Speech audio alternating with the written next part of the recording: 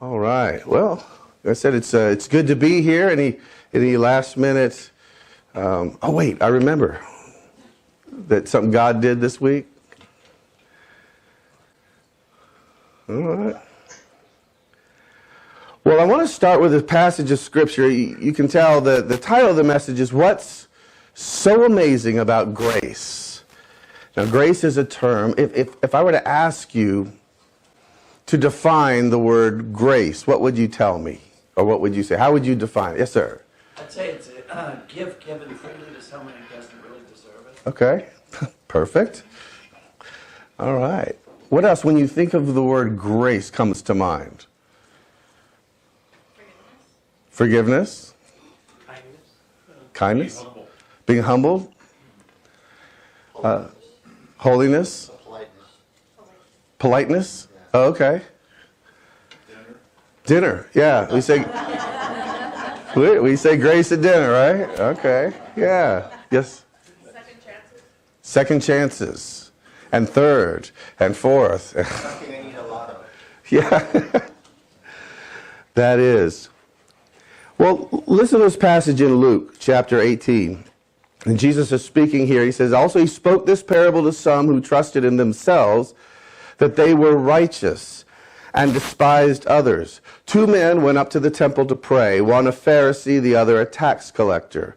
The Pharisee stood and prayed thus with himself, 'God, I thank you that I'm not like other men, extortioners, unjust, adulterers, or even as this tax collector. I fast twice a week. I give tithes of all that I possess.' And the tax collector, standing afar off, would not so much as raise his eyes to heaven, but beat his breast, saying, 'God, be merciful to me, a sinner.' I tell you, this man went down to his house justified rather than the other. For everyone who exalts himself will be humbled, and he who humbles himself will be exalted." Now, the religious dude got taken to the carpet. You know, I think the biggest problem that Jesus had when he was on earth was with the religious people. Have you ever thought about that? You know, he hung out with tax collectors and sinners and prostitutes, and he had an unsavory group of characters that he aligned himself with. But the Pharisees were not some of them. There was one, Nicodemus. The thing that's interesting about this passage and where we're going to go today is it's all about grace. It's all about what God gives. It's all about what we have to receive, what we need from God. So here's a question. Where do we find grace? Where do you find it? What might some of the options be?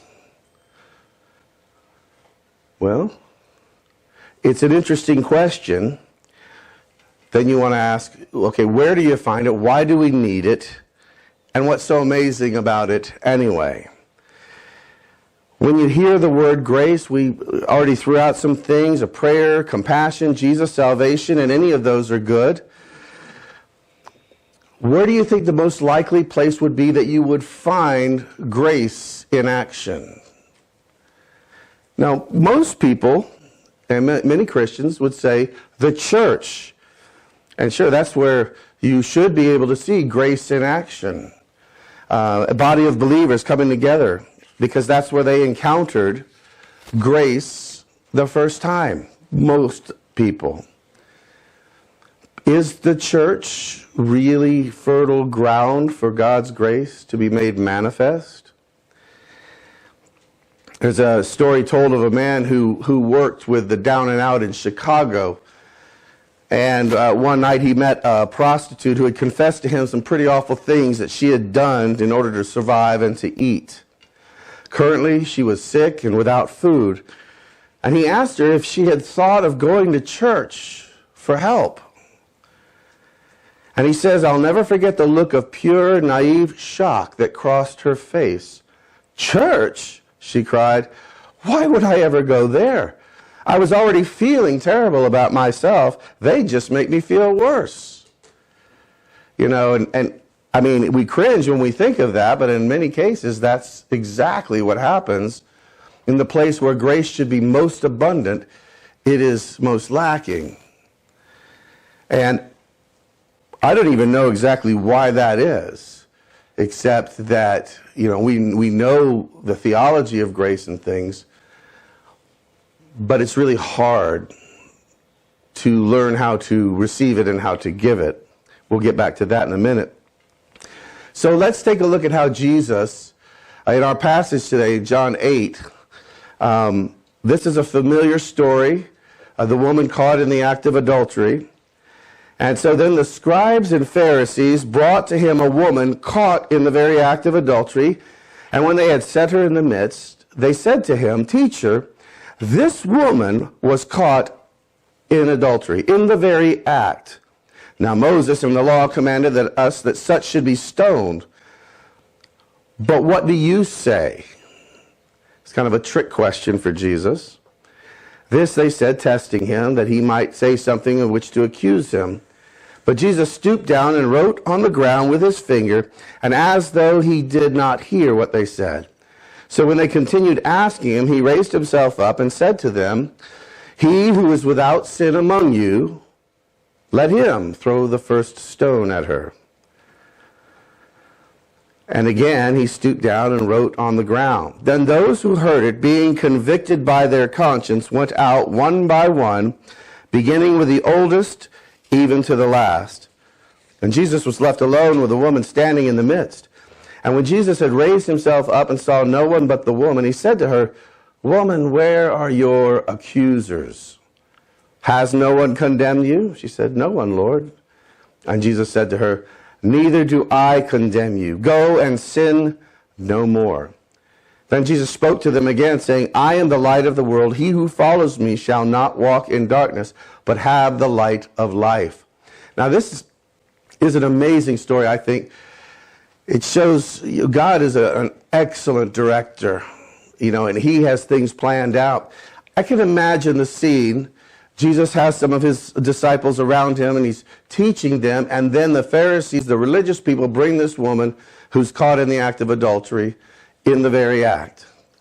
I don't know how they knew. I don't know. There's a lot of questions around that. But they said, what should we do? Because, you know, Jesus was talking about loving God and loving others, and so if he said, you shouldn't stone her, then that's violating the law of Moses. If he says you should stone her, then where's the love in that? So it's kind of a catch-22. And Jesus gave the only answer that made any sense in God's economy. And he did it after he was writing something in the dirt. We don't know what he wrote.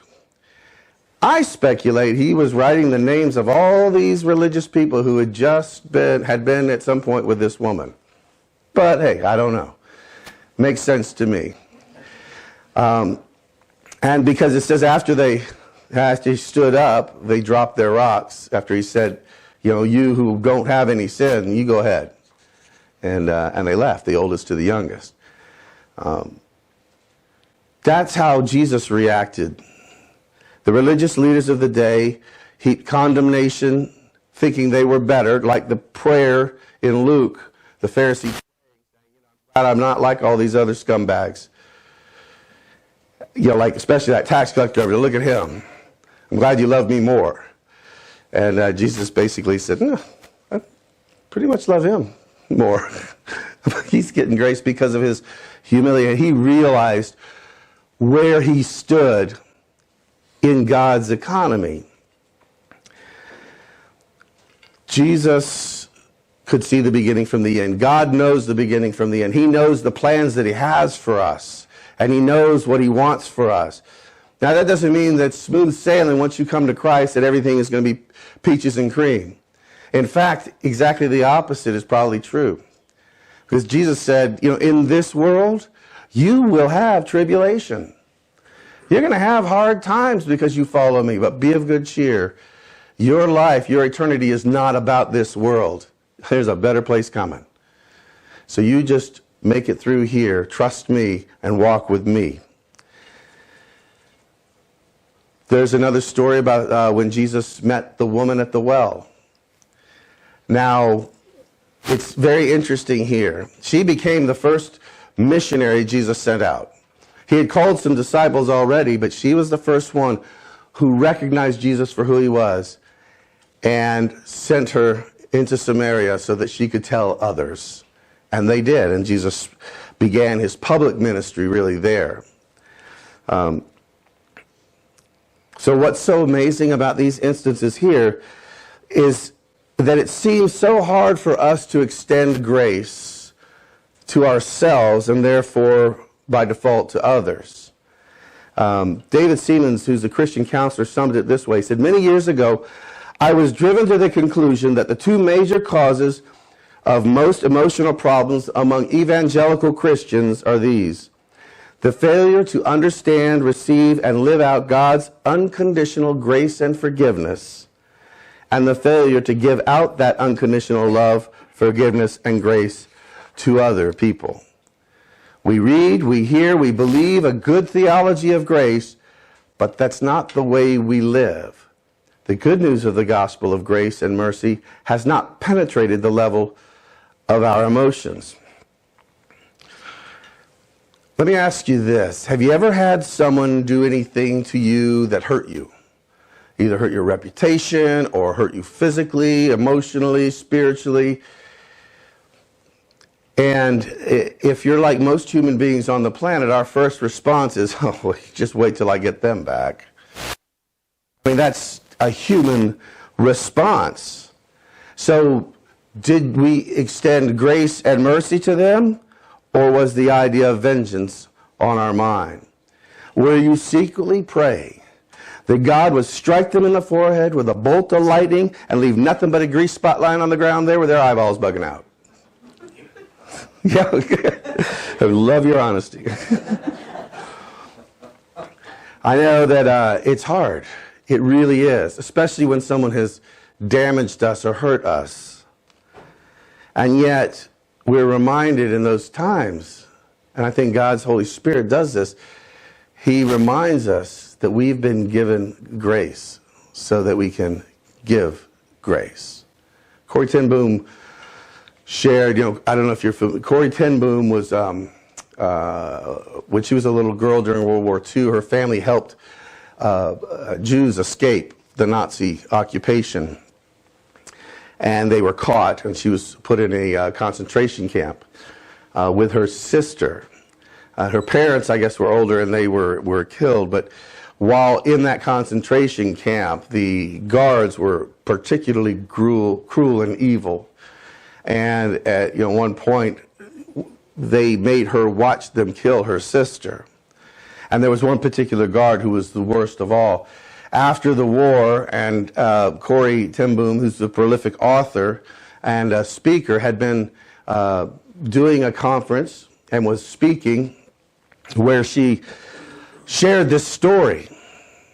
And afterwards, she was greeting people, and a man came up to her, and she recognized him as that same guard who had come to Christ and had changed his life. And he said, "I don't know if you know me. I was a guard in the camp that you were talking about, and I just want to ask you to forgive me." And he put his hand out, and what seemed like a long time, Corrie ten Boom did not want to shake his hand. She did not want to forgive him. She wanted to hold on to that bitterness that had been in her being ever since. Felt like she deserved to feel this way. And then God's Spirit whispered in her ear, "You can forgive because you have been forgiven of so much." And she embraced him. And that part of her life was healed in that moment. When we hold on to bitterness and rage and don't extend grace, the only one that really gets hurt is us. We're the ones who get damaged. And it eats us kind of like a cancer from the inside out. So we generally, when we're in a situation like that, we have to get to the point where we say, God, how can I possibly do that? There is nothing within me that makes that even remotely possible. And God would respond with, good. Now we're at a point where I can have my way in your life. If it isn't you who has the grace to extend, it's my grace that I will give you. Gordon MacDonald writes, many folks think that the church's mission is to feed the hungry, build houses for the poor, and to heal the sick.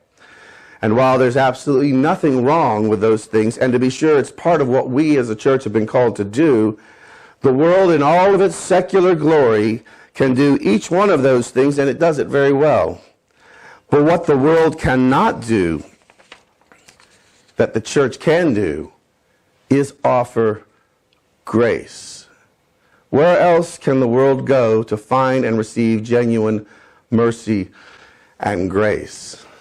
We have a dozen chaplains that work at the VA, and I was sharing with them one time, I said, it's not uncommon when you go in, we don't bring the presence of God with us when we visit a patient, a veteran in the hospital. He's already there. He's already been at work. And what we have the opportunity to do is go in, and we can do what nobody else in the medical staff can do. We can touch them at a spiritual level. We can pray with them. And we offer to pray with all of them. And I would say probably 90 to 95% of the patients in the hospital, whether they believe in God or not, welcome the opportunity to have someone pray for them. And it has happened many times where I'll be praying for someone and they'll just break down in tears. And I don't know exactly what's going on. Perhaps they're remembering a time when God was more routine and regular in their life. Maybe they were remembering something in their past, or maybe for a minute they're getting a little taste of God's grace, and it rocks them to their core. Now, hopefully, when they leave, they take that nugget and build on it. We don't know most of the time. Every now and then someone will come back and say, oh, you have no idea how much that meant when you prayed for me. No one has prayed for me in I don't know how long. We're praying for them personally, specifically. That's one of the things that we as Christians can do. And it works. Prayer works. And it helps people. So here's the thing. Grace is something that God has to give us. Remember in Ephesians 2 it says, for by grace are you saved through faith, and that not of yourself. It is the gift of God, not of works, so that no one can boast. Probably at some point in our lives we've all thought, well, if I could just be better, do it more right, that God would love me more. Or if I could just overcome this besetting sin, then I know God will love me more. But here's a news flash. God can't love you any more than he already does. He loves you absolutely. But what about my sin? That's what grace covers. Now, a lot of Christians would say they feel like they're pretty good people. How many of y'all would consider yourself a pretty decent person? 5. Okay, well.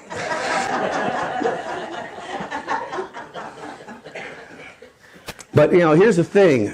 How many sins in our lives does it take to separate us from God?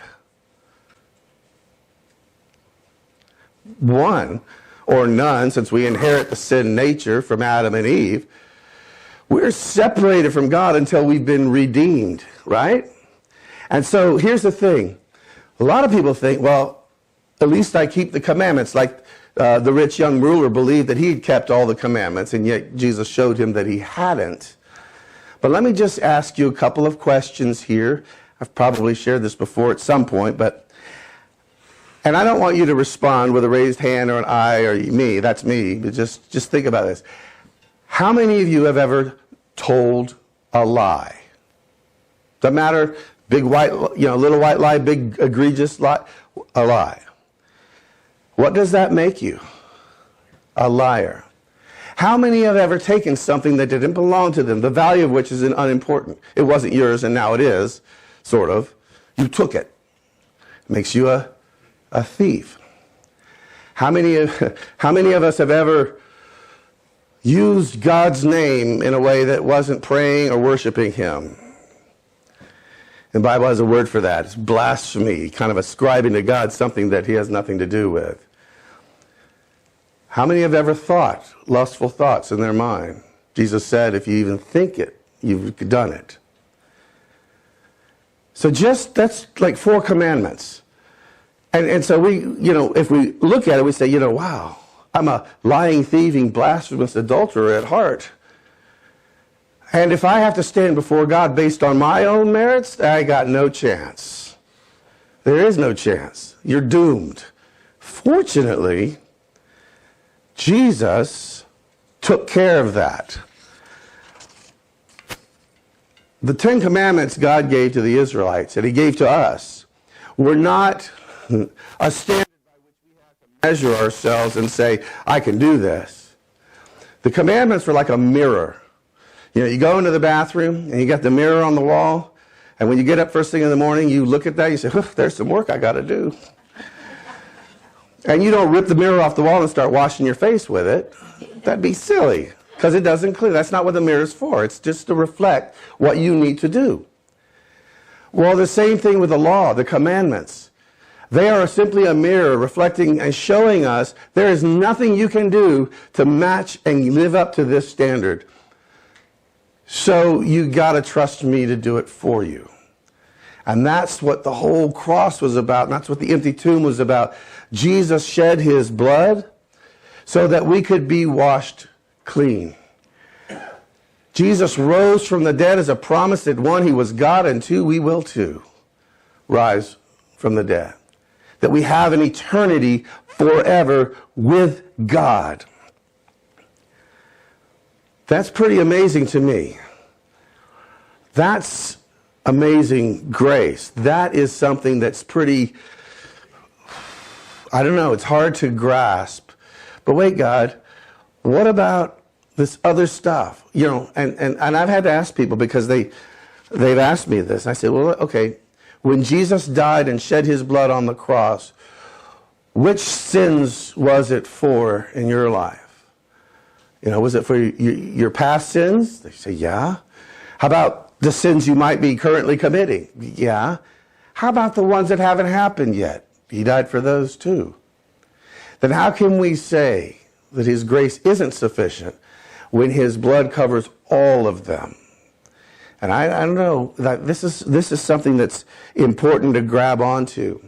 We all fall short of the perfect standard of God's glory. All we like sheep have gone astray. Everyone to his own way. And the Bible tells us that the Lord laid on Jesus the iniquity, my iniquity, put it on him. I no longer have to bear the penalty for my sin. When we realize that God's grace, that Jesus gives it to us freely, that's like we could be in the middle of the worst storm. And he says, peace, be still. And receive this. Most of us don't really understand grace.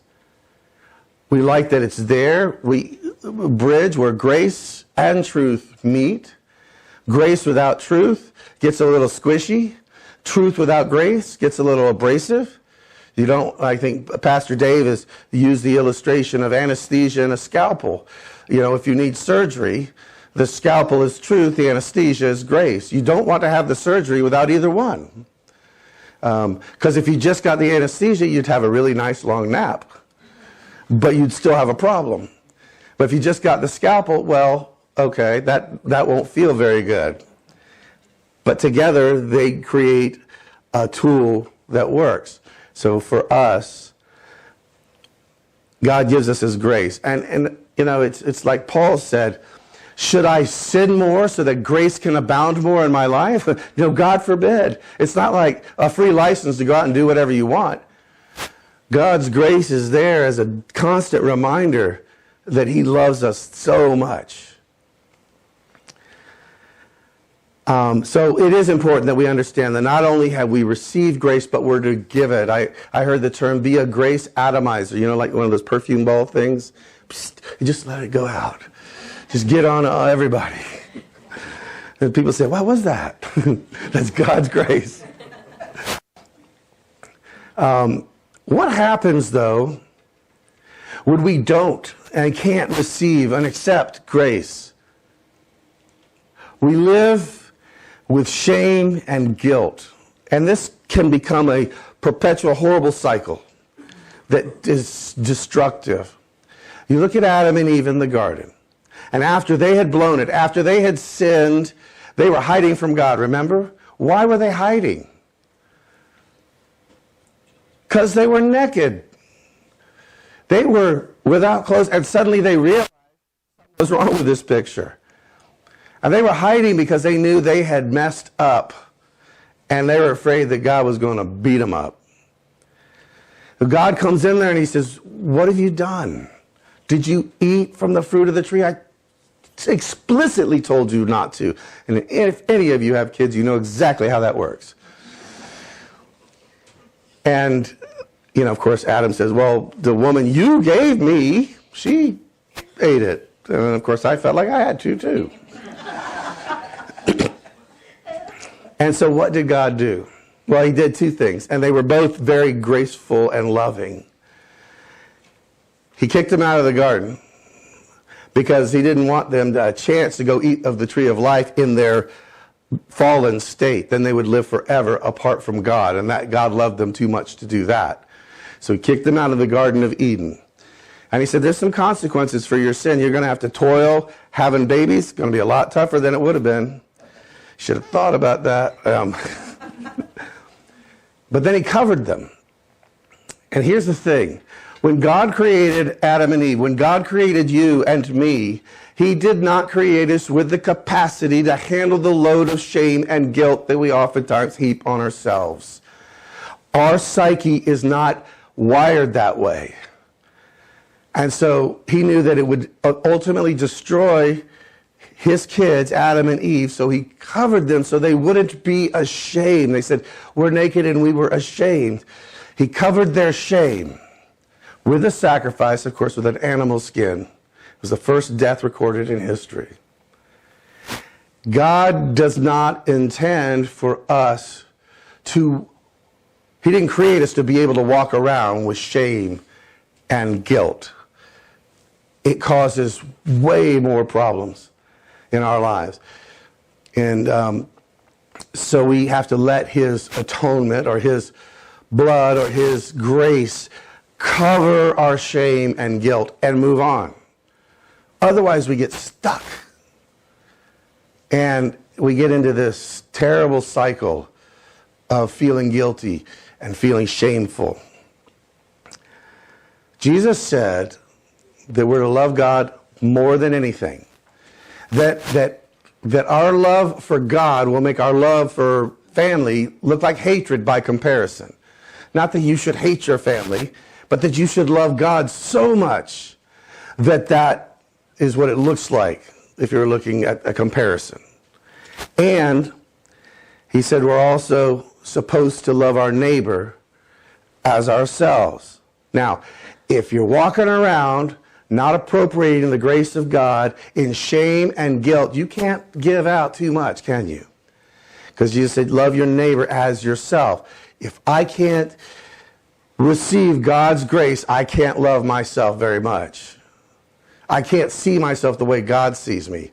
I see myself through some eyes that society has said, well, you should feel bad.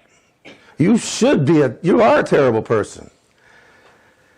So he said, love your neighbor as yourself. And as that means that we're to give worth and value, love, and extend grace and mercy to everyone we meet, regardless of any circumstances.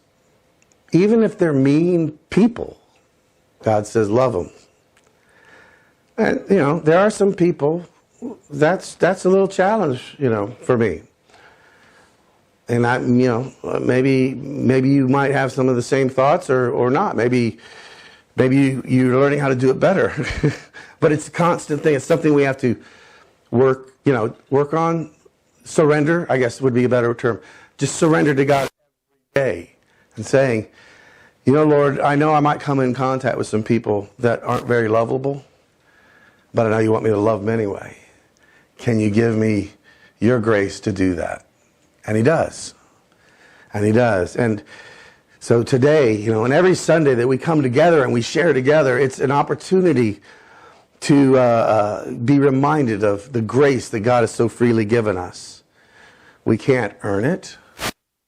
God gave it to us, undeserved, yet totally for us. And now, because of that grace, we can be like it was before Adam and Eve in the garden. That closeness with God that they enjoyed, we can enjoy on a day-by-day basis. To me, that's what's so amazing about grace. Amen.